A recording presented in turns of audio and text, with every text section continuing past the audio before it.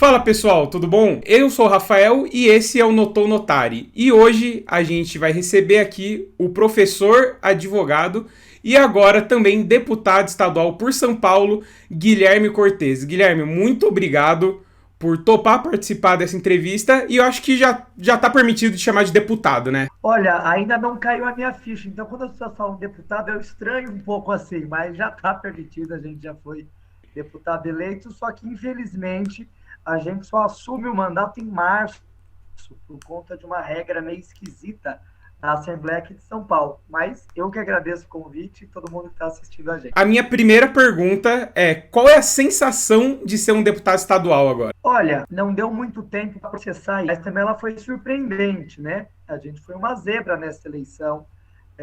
Mas ficamos muito felizes com isso. Eu fui o primeiro deputado estadual de esquerda da minha região, sou um dos deputados da história da minha região, sou um dos deputados mais jovens da Leste, um dos poucos LGBTs. Então, foi todo muito significativo e muito histórico, muito pioneiro em muitas coisas, né? Então, é uma surpresa, uma novidade muito grande, até cair a ficha. Mas, ao mesmo tempo, não dá muito tempo para a gente ficar refletindo sobre isso, porque a campanha ainda não acabou. E a gente está numa campanha que ela é muito decisiva, e a gente está num segundo turno que ele é muito importante, né? Então, as candidaturas que eu votei e fiz campanha no primeiro turno para o governo de São Paulo e para presidente estão disputando o segundo turno, e ambas estão disputando contra a extrema-direita, contra o bolsonarismo.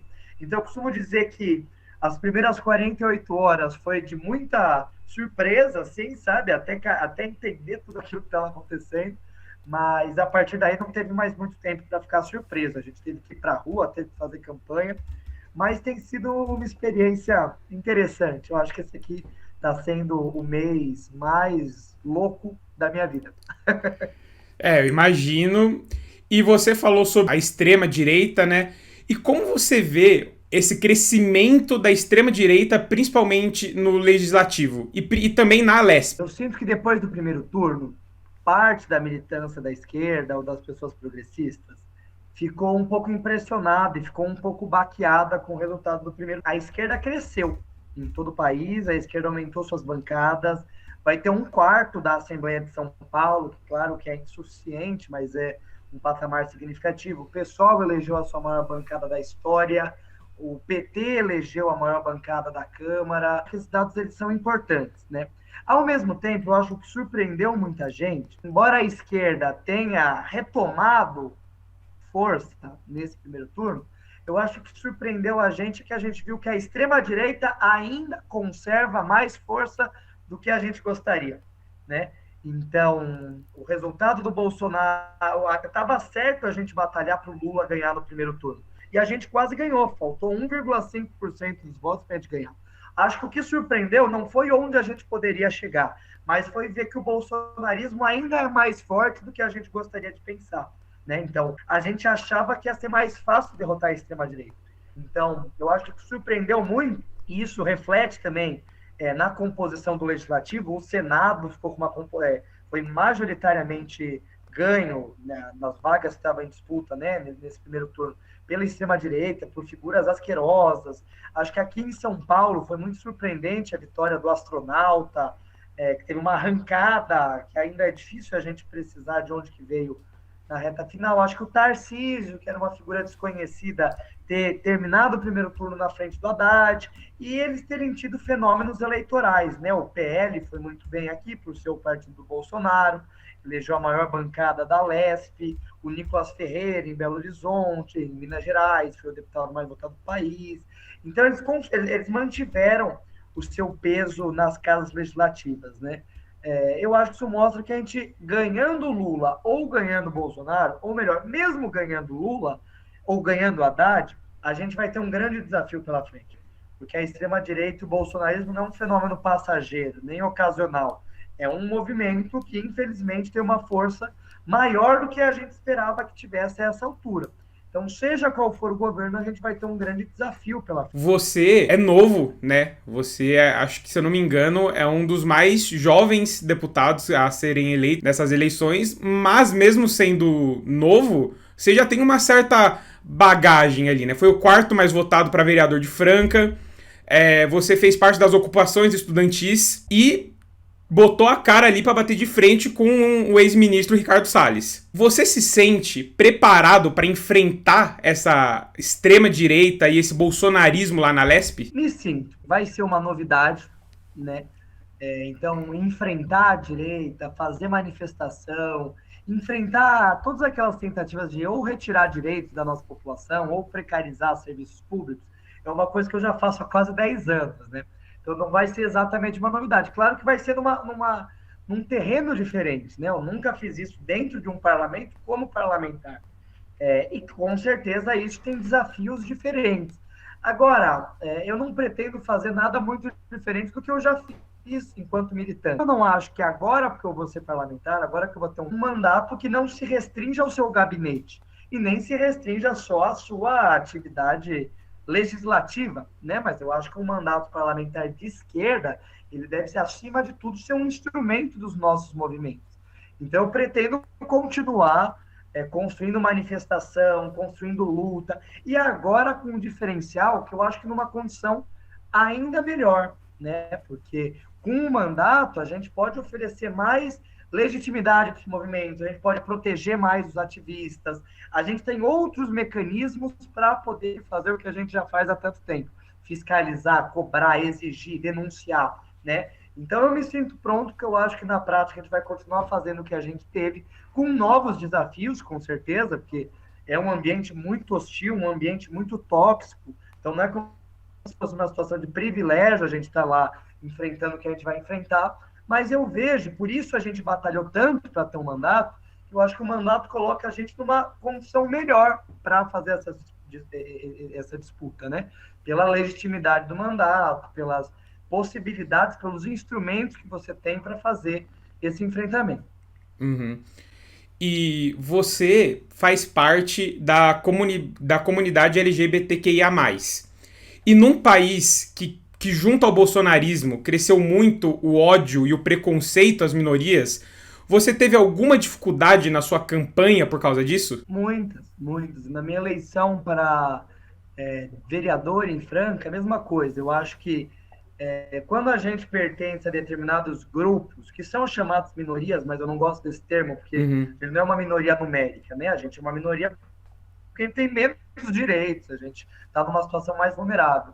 Mas quando a gente faz parte desses grupos, quando a gente tem essas identidades, espaços como o da política, ou outros espaços, não são feitos para a gente, que a política ela é feita para conservar outras identidades lá, né? A cis heteronormatividade e assim por diante. Então, quando a gente afronta, que eu acho que é um verdadeiro afronte, essa realidade, falar, apesar de vocês não nos quererem, nós vamos tentar ocupar esse espaço e vamos ocupar de cabeça erguida se a gente conseguir, eu acho que isso você destabiliza o sistema. E daí se tenta de toda forma dificultar o seu caminho, né? Então, o que eu costumo ver é que quando, na Cidade Franca, no interior, eu convivi muito com isso. Quando as pessoas querem, quando você é LGBT, ou quando você é jovem, ou a mesma coisa quando você é mulher, negro, negra, indígena, PCD e assim por diante, quando as pessoas querem discordar de você, elas utilizam a sua identidade para te desqualificar como se isso fosse ofensivo. Então, eu, por ser um jovem LGBT, era taxado de viadinho, era taxado de birrento, era taxado de mimizento, várias coisas que, tipo assim, só fazem sentido na cabeça das pessoas, ou só são ofensivas da forma como eles fez na cabeça, ou com insinuações sobre a minha sexualidade, sobre o que eu faço, o que eu deixo de fazer, coisas patéticas e atrasadas. E que, embora não me abale, porque eu acho que isso é infantil, eu sou absolutamente seguro da minha sexualidade, orgulhoso dela, e não me ofendo com a maioria dessas coisas, eu acho que também é uma forma de você tentar tornar o ambiente político menos saudável e, com certeza, menos inclusivo, né, para a diversidade. Então, durante a campanha, a gente teve, e por ser jovem, eu acho que isso, sabe, ser jovem, LGBT, eu acho que a gente vai somando pontos ali, né? Então, entre os outros 18 candidatos a deputado estadual de Franca, não me levavam a sério. E dane-se que não me levaram a sério, porque eu fui um dos 2 que foi eleito na cidade, né? Eu me levava a sério, ou por ser jovem demais. Então, o que esse moleque, o que esse viadinho jardim, ou sei lá o quê. Sabe? O que esse garoto bissexual acha que ele pode falar? Que propriedade ele acha que ele tem? E das coisas mais baixas possíveis a partir daí. Então, é evidente que a gente enfrentou. Na outra campanha, a gente sofreu uma ameaça mais explícita, assim, de agressão. Eu acho que isso tinha a ver por ser numa cidade muito conservadora, uma candidatura muito pioneira em ser uma candidatura jovem, LGBT, de esquerda, e isso eu acho que preocupou esses setores mais reacionários. Então, é evidente que são mais algumas barreiras que, quando a gente é de algum desses grupos, além do próprio desafio de uma corrida eleitoral, eu acho que são agravantes para a gente poder ocupar um espaço lá. E além de tudo isso, ainda tem as fake news. E você foi vítima de uma fake news completamente absurda por um candidato a deputado bolsonarista. E como que você lida com fake news e como se lida com uma fake news tão absurda como essa que foi posta em você? Eu acho que a mentira na política, então você utilizar de desinformação, utilizar de artifícios para confundir a decisão política das pessoas, ela vem muito antes do bolsonarismo. Ela é muito presente na política brasileira, na política mundo afora. Eu acho que o que tem de diferencial é que de 2018 para cá, com a ascensão do bolsonarismo, as fake news, como a gente passou a dar o nome para essa categoria de desinformação, né? Elas se tornam um método generalizado na política, né? Então, antes havia um certo envergonhamento. Hoje é uma questão absolutamente cínica e generalizada e naturalizada, né? Então, o Bolsonaro, ele conta, tem até levantamentos de quantas mentiras ele conta no dia, e sem absolutamente preocupação nenhuma em ser desmentido, né?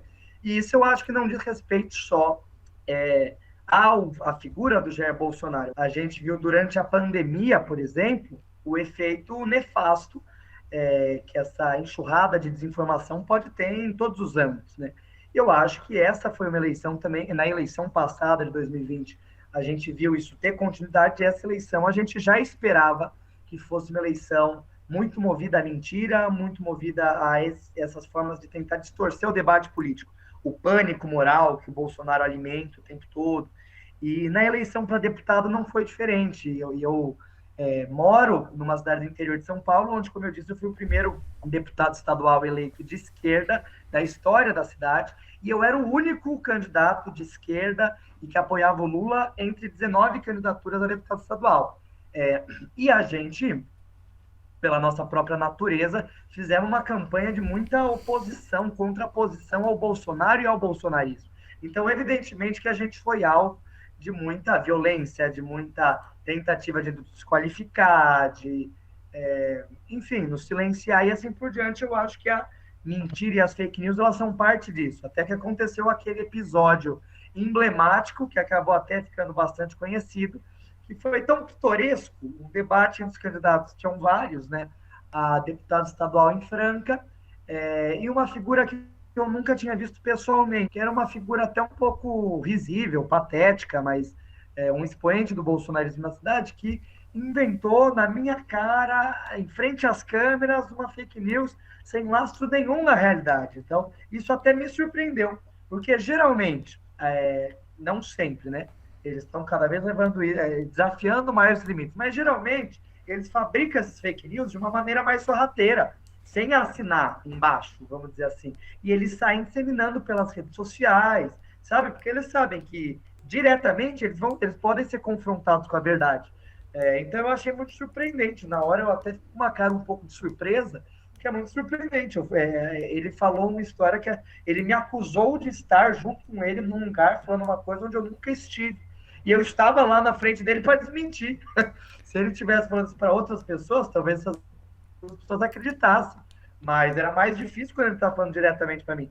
E foi uma coisa tão sem nexo, tão absurda, que eu acho que teve uma repercussão muito grande, porque todo mundo viu aquilo e falou, nossa, é inacreditável a ausência de limites das pessoas.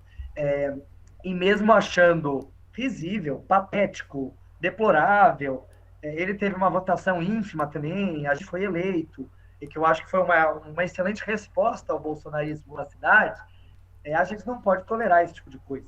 A gente não pode achar normal, engraçado esse tipo de coisa, porque isso tem um nome, é difamação, é crime, é desinformação. Isso é uma maneira de você tentar desvirtuar a opinião do eleitorado a partir de mentiras. Então, a gente também tomou as medidas legais para que ele seja responsabilizado por isso. Então, eu acho que é um pouco disso. Eu acho que a gente tem que apresentar a verdade, porque a gente está do lado dela, a gente não tem nada para esconder. As minhas opiniões políticas, a minha trajetória é muito transparente, muito clara. Eles utilizam da desinformação porque eles não podem dizer o mesmo. Mas eu acho que também não pode ter nenhuma tolerância com desinformação e com fake news. Porque isso seja de quem for, porque eu acho que isso é um método que prejudica o nosso debate político. Na sua campanha, você não focou em uma pauta específica, né? Se fala muito sobre a causa LGBTQIA+, mas também se fala sobre educação, sobre a saúde, sobre o meio ambiente, até pauta sobre intolerância religiosa.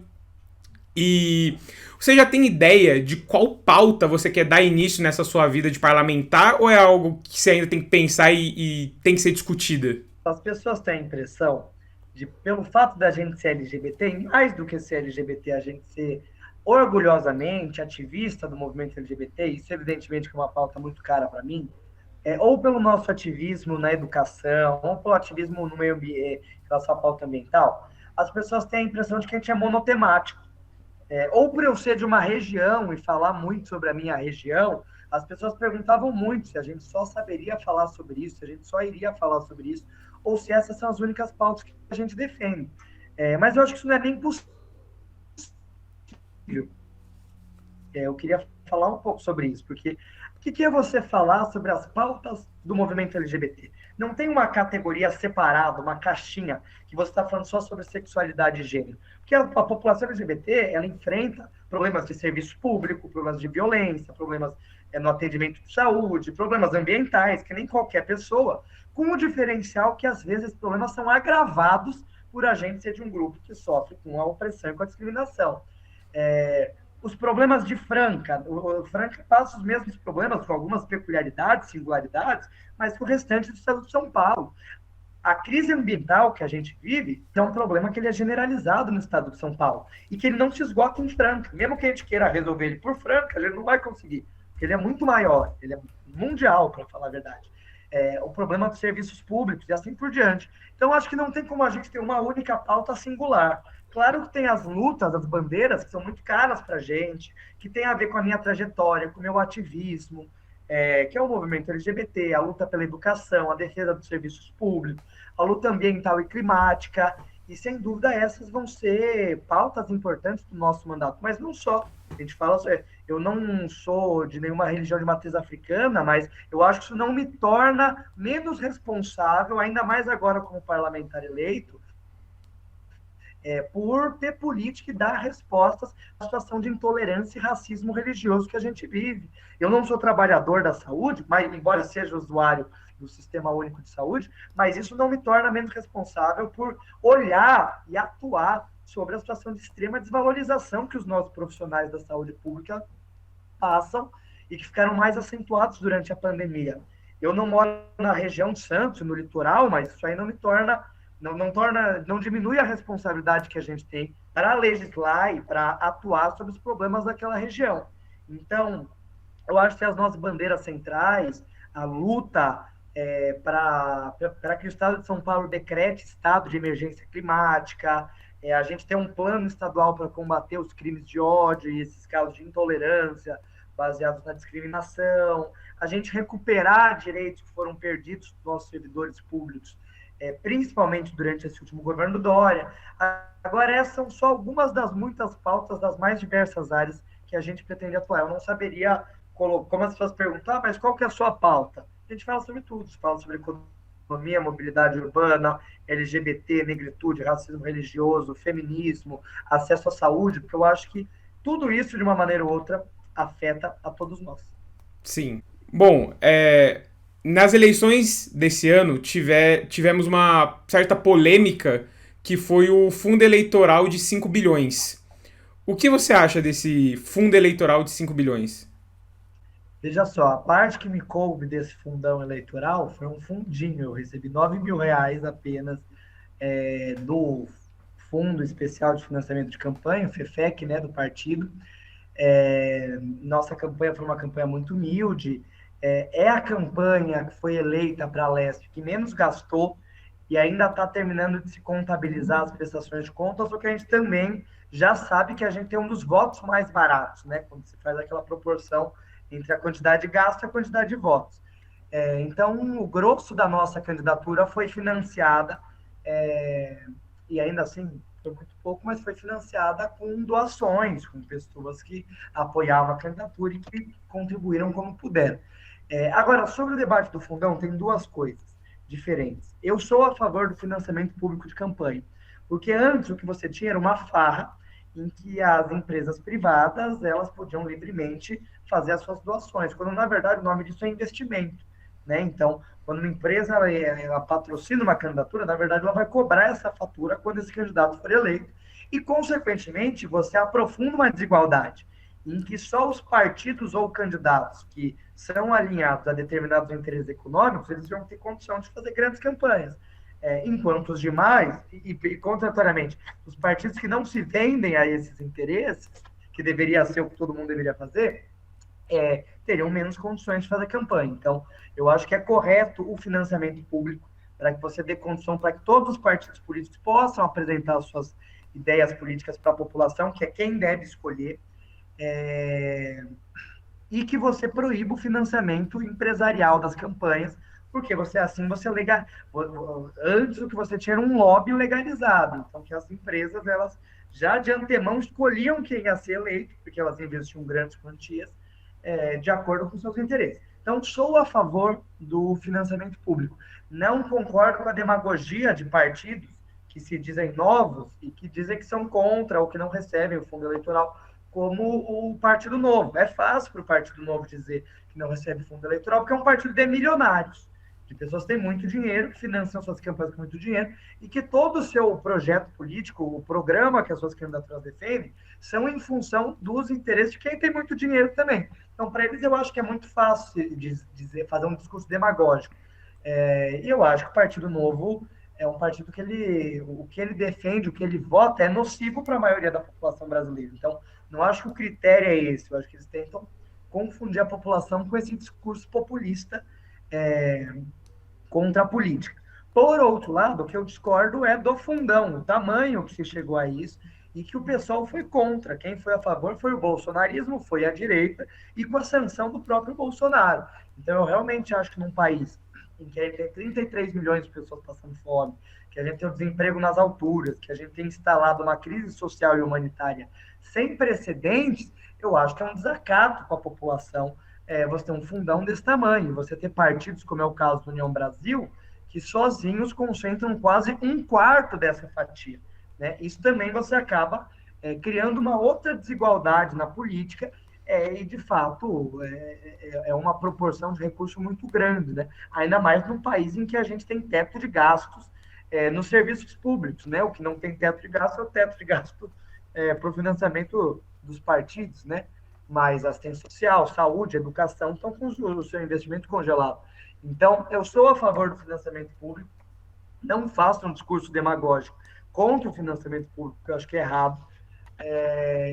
Eu acho que ele não tem financiamento público. Só quem consegue fazer política se financiar é quem é rico. Então, quem, sabe, faz uma campanha humilde, ou quem é trabalhador, ou que não consegue se autofinanciar, não tem essa condição. Na eleição passada, o deputado que me antecedeu, que vai deixar a Leste agora, mas era um dos deputados da região de Franca, ele tirou do próprio bolso, aí não estou falando nem de financiamento empresarial, ele tirou do próprio bolso para financiar a candidatura dele R$ 615 mil. Isso é muito mais dinheiro do que eu já vi da minha vida, e ainda é pouco perto do que algumas candidaturas receberam. Então, você cria uma distorção muito grande se você só permite que quem tem muito dinheiro, ou quem é financiado por quem tem muito dinheiro, faça boas campanhas. Mas eu acho que realmente é uma distorção o tamanho do fundão. Mais duas perguntinhas para a gente encerrar. Você mesmo falou que, por exemplo, o PSOL teve a maior bancada da sua história. O PT elegeu a maioria da Câmara. Você acha que mesmo com essa crescente bolsonarista e surpreendente crescente bolsonarista, a esquerda também está crescendo bastante agora, principalmente com jovens já começando a ter idade para votar, as campanhas das redes sociais? Você acha que a esquerda está evoluindo e tá crescendo? Sem sombra de dúvidas. Então, a juventude hoje majoritariamente é antibolsonarista, nem sempre foi assim. Tem um senso comum de que a juventude ela é naturalmente progressista, mas o Bolsonaro também e a direita fazem um grande esforço para tentar cooptar a juventude. Fizeram isso muito bem em 2018, né? Figuras como Mamãe Falei, ou o próprio Bolsonaro, que tiveram uma grande entrada e uma grande aceitação na juventude lá atrás, principalmente com o público masculino, né? Eu acho que isso mudou, que é um excelente sinal. Então, acho que a juventude hoje, e onde a gente fez campanha, com quem a gente viu, isso é muito visível, que a juventude não se identifica mais com o bolsonarismo, porque eu acho que a juventude, cada geração que passa, ela, enfim, tem menos amarras de atraso com o passado, e o bolsonarismo representa tudo isso. Então, eu acho que isso é um fator importante. E eu acho que a esquerda, desde 2016, desde 2014, né, principalmente, tem sido alvo de muito ataque, de ataques coordenados, né? Seja o golpe, a prisão do Lula, que é algo sem precedentes, um aumento uma crescente na violência política, sobretudo contra a esquerda, porque não é uma situação de igualdade, né? Em que ambos os lados se atacam. Pelo contrário, quem está sendo vítima da violência política, quem tem medo de usar uma cor de camisa, quem tem medo de colocar um adesivo no carro, são as pessoas da esquerda. Porque a extrema-direita alimenta e adotou como método o método da intimidação e da violência. Mataram a Marielle, mataram um guarda civil municipal militante do PT no Paraná. Esses ataques vêm de um lado. Então, acho que apesar de todos esses reveses e essas dificuldades que a gente tem enfrentado, eu acho que essa foi uma eleição de recuperação da esquerda. Como 2020 já mostrou sinais. A gente tem ido para o segundo turno com Boulos em São Paulo, com a Manuela Dávila em Porto Alegre, em outras cidades do país, ter reconquistado postos importantes depois de 2 eleições muito difíceis. E essa eu acho que é uma eleição que dá continuidade nesse processo. Claro que o desafio diante de nós é imenso, então, da mesma forma como cresce a esquerda, cresce mais ainda a extrema-direita, então não é uma mesma proporção, né? As bancadas parlamentares elas são majoritariamente reacionárias, nem conservadoras, reacionárias, e com certeza vai ser um grande desafio, como eu disse, independente de quem for eleito. Agora, eu acho que existe um processo de fortalecimento da esquerda, e dentro desse processo eu acho que a gente vive um processo de renovação e de reorganização. Eu acho que é um processo muito importante. Então, dentro desse crescimento da esquerda, eu acho que o pessoal expressa isso da melhor maneira, e existe um processo também de renovação dos seus quadros, de diversificação dos seus quadros. Então, hoje eu acho que a gente tem uma representação, figuras públicas de esquerda mais jovens, feministas, negras, LGBTs, que retratam mais a diversidade do nosso povo, do que a política mostra e do que a própria esquerda até então não conseguia representar. Então, acho que esse é um processo muito interessante e muito importante. Eu acho que é um dos melhores fenômenos que a gente tem nessa eleição e que já vem de algumas eleições para trás. Eu acho que eu sou fruto desse processo.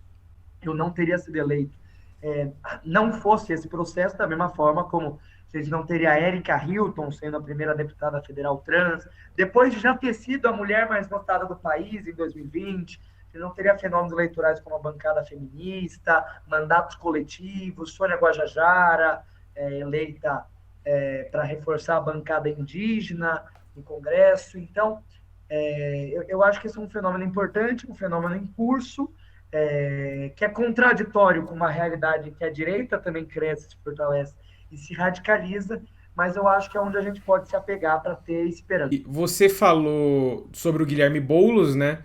E o Boulos hoje é um grande nome, talvez até o maior nome pessoalista do pessoal atual. O PSOL, ele tem um projeto de elevar o próximo grande representante da esquerda nacional? Olha, o PSOL ele surgiu para ser uma alternativa política. Então, o PSOL ele não tem vocação para ser secundário, para ser subsidiário. É claro que a gente reconhece o nosso peso e reconhece o peso das outras forças políticas. Mas o PSOL eu acho que é um partido que está num franco processo de crescimento. Não teve nenhuma eleição desde que o PSOL surgiu que ele diminuiu a sua votação geral em relação às eleições passadas, ou a sua bancada. Então, eu acho que, por exemplo, o Partido Novo, que é um partido que também se vendeu como uma novidade política, mostrou que é muito menos viável. O Partido Novo teve uma história curtíssima. Hoje voltou, teve um ascenso lá em 2018 junto com o bolsonarismo, em 2020 já foi um fracasso, e agora sepultou isso. Hoje eles se baseiam apenas no governo de Minas Gerais. Enquanto eu acho que o PSOL tem uma história muito mais sólida, uma história de crescimento. Ainda é um partido minoritário, mas se tornou o segundo maior partido da esquerda brasileira. E cada vez mais conquista simpatia. Eu acho que a filiação do Guilherme Boulos, eu estive entre aqueles dentro do pessoal que defendeu que o Boulos fosse candidato a presidente em 2018, e mesmo num contexto de que a campanha foi muito espremida pelo voto útil e acabou tendo um resultado menor do que outras candidaturas presidenciais do PSOL. Eu acho que foi uma campanha que contribuiu muito para aumentar o capital político do PSOL, por localizar o PSOL como um partido de esquerda, combativo, coerente, mas que também tem dimensão das tarefas que a gente tem, de 2016 para cá, a gente tem uma grande necessidade de somar forças na esquerda, a gente tem um inimigo muito maior do que a esquerda, do que as diferenças que a gente tem entre nós, que é a direita, que é o golpismo, agora com ainda mais força o bolsonarismo, e o pessoal vem crescendo com as suas bancadas parlamentares por esses motivos, eu acho que por esses acertos políticos, que foi o que possibilitou Guilherme Boulos se filiar ao PSOL, ter sido candidato a prefeito de São Paulo, chegar ao segundo turno em São Paulo, foi o que possibilitou a eleição da Marielle, da Sâmia, da Thalíria, depois a gente ter triplicado a bancada na Câmara Municipal de São Paulo, e agora a gente chegar às nossas maiores bancadas da história, embora a gente saiba que ainda muito reduzidas perto do tamanho da realidade, e com muitos desafios, como qualquer partido tem, para democratizar a sua estrutura interna, para diversificar regionalmente no país. Então, hoje, toda a nossa bancada federal ela está concentrada no sul-sudeste. Né? Antes, a gente tinha um mandato parlamentar no Pará. Era um grande objetivo do partido eleger seus primeiros parlamentares federais no Nordeste. Ainda não conseguimos. Perdemos um mandato no Pará, mas aumentamos as nossas bancadas no geral. Guilherme Boulos foi o deputado federal mais votado de São Paulo, Carlos Gianazzi foi o segundo estadual mais votado, a bancada feminista foi a terceira, Érica Hilton teve uma excelente votação e assim por diante. Então, eu acho que o pessoal trabalha para ser uma alternativa política e tem plenas condições disso. Agora, eu acho que o grande diferencial do pessoal, com outros partidos da esquerda ou com outras figuras que também querem ser uma alternativa política, é que o pessoal tem a dimensão da realidade. E o pessoal tem a hierarquia das suas tarefas. Então, o pessoal tomou uma decisão muito corajosa esse ano de não ter candidatura própria para presidente, nem ter candidatura própria para o governo de São Paulo. Isso é um prejuízo político, se você for pensar na aparição do partido. É muito mais cômodo para você eleger parlamentares, para você ter uma visibilidade, você ter um candidato a presidente, porque você tem um espaço de visibilidade ali. Agora, eu acho que o grande acerto do pessoal é não definir a sua tática eleitoral pela mera conveniência eleitoral, porque não é mais importante a visibilidade no pessoal nesse momento, embora, claro, que a gente quer que o partido cresça e se fortaleça, mas não é mais importante do que a necessidade de derrotar o Bolsonaro, ou a necessidade de ter derrotado 30 anos de PSDB e agora derrotar o bolsonarismo aqui em São Paulo, que eu acho que é o erro que outros partidos de esquerda ou outras figuras, o Ciro Gomes, que eu nem considero ele uma pessoa de esquerda, mas eu acho que prejudicou, queimou muito a sua reputação por ter tido uma concepção diametralmente oposta de 2018 para cá, que foi ter colocado seus interesses e as suas vaidades pessoais acima de uma urgência que é derrotar o Bolsonaro. Então, eu fico muito feliz que o pessoal tenha acertado na sua política, em desde o primeiro momento ter somado na campanha do Lula e do Haddad, e mesmo assim ter mostrado que com uma política correta e apostando nesse cenário de renovação e reorganização da esquerda, novos nomes, novas lideranças, diversificar a cara do partido, teve um crescimento eleitoral e tem condições para se postular como uma alternativa, em que a gente tem excelentes nomes, como Boulos, como Érica Hilton e assim por diante, mas que eu acho que é uma alternativa coletiva, não apenas uma grande figura que vai encarnar esse processo. Deputado, eu agradeço muito por você ter participado, por você ter conversado com a gente. Eu te desejo muita sorte na LESP e, enfim, muita sorte mesmo. Eu confio muito no seu trabalho, eu sei que você vai sair muito bem. E eu quero, por favor, para encerrar, que você divulgue suas redes sociais e dê alguma consideração final. Querido, muito obrigado. Eu agradeço muito a oportunidade de estar aqui falando com o pessoal que te acompanha. Vou precisar de muita sorte. Todo mundo que eu encontro eu falo agora sim que a gente vai precisar de ainda mais axé, de ainda mais energia, de ainda mais apoio. Até mais do que na eleição, porque agora a gente vai para um ambiente absolutamente hostil, e no qual eu não sou bem-vindo, mas a gente vai entrar de cabeça erguida e com muito orgulho dos 45.094 votos que a gente teve. Temos uma missão que eu não posso deixar de falar, que é nesse segundo turno, no qual faltam poucos dias, a gente fazer o que for possível para derrotar Bolsonaro e Tarcísio aqui em São Paulo. Sinto que parte da nossa turma ficou um pouco baqueada com o resultado do primeiro turno. Eu acho que a gente absolutamente não tem nenhum tempo para isso. O que a gente precisa estar fazendo é virando voto, ganhando voto, fazendo panfletagem, fazendo o que está ao nosso alcance, cada um com as suas possibilidades. Em nenhum lugar onde a extrema-direita foi derrotada nos últimos anos, ela caiu de maduro. Pelo contrário, é um novo fenômeno a ascensão da extrema-direita e que só com a nossa mobilização, só com o nosso empenho, a gente vai poder derrotar, que nem foi no Peru, que nem foi na Colômbia, que nem foi no Chile, que nem foi nos Estados Unidos e que nem será aqui no Brasil no dia 30. Então, chamar todo mundo que está acompanhando a gente a se esforçar e se empenhar e fazer o que puder fazer nesses próximos dias, dizer que todo mundo pode contar muito com um mandato muito combativo na LESP, que não vai resolver todos os nossos problemas sozinhos, muito pelo contrário, mas que vai ser um instrumento a mais para que a gente possa fazer as nossas lutas, para defender os nossos direitos, para enfrentar a quem quiser retirar direitos do nosso povo, precarizar os nossos serviços públicos. Então, as pessoas podem procurar Guilherme Cortes em qualquer rede social que nos encontram lá. Tem uma mudança de arroba de um para o outro, que a gente está tentando equalizar ainda, mas procura Guilherme Cortes no Facebook, acha. No Twitter, arroba Cortes Pessoal, e no Instagram e no TikTok, Guilherme Cortes, _. Essa pequena mudança dos caracteres das contas que tem disponíveis em cada rede, mas venham acompanhar a gente, fortalecer essas nossas lutas. Bom, eu agradeço mais uma vez por ter participado. E eu peço agora a você que está acompanhando que também siga a gente, @NotariRafa, no Twitter e no Instagram. Se inscreva no canal, deixa o like. E muito obrigado a todo mundo que participou. Mais uma vez, muito obrigado, deputado. E até a próxima. Tchau.